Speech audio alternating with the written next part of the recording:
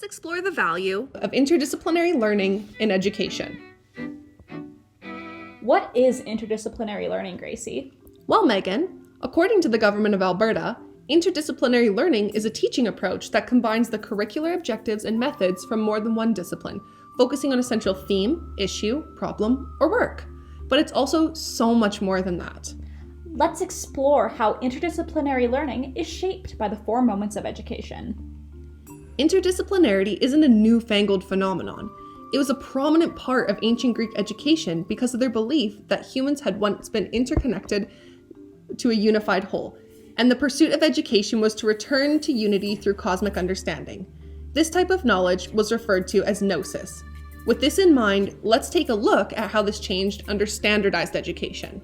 Beginning in the 18th century Industrial Revolution, there was a major shift from gnosis knowledge in schooling to episteme knowledge, or fact-based learning. This assembly line mentality broke down the subjects into categories we know today, which were all taught in isolation from one another. Under authentic education, student-centered approach, learners are encouraged to ask questions and break free from the assembly line mentality. These questions result in students blurring the lines between disciplines, which gave teachers the space to reintroduce interdisciplinary learning.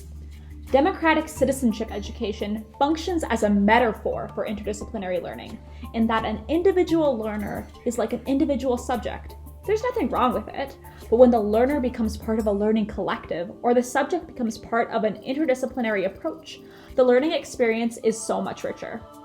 Systemic sustainability education emphasizes interconnections not only between human beings, but between the human and the more than human worlds. Concepts such as complexity theory reintroduce gnosis as a driving point for the purpose of formal education and encourage the use of interdisciplinary learning. So now the question is, what is the value of interdisciplinary learning? There is a mounting pile of academic evidence that interdisciplinary learning is advantageous to both students and teachers. Through understanding the inherent interconnections between disciplines, learners both develop a deeper understanding of the content and are better prepared for real-world applications of their knowledge. Why do we care about interdisciplinary learning? We were both involved in an interdisciplinary program throughout our undergrads that we felt really benefited our education. As 2 arts students, we learned things from our peers in STEM that we would have otherwise not been exposed to.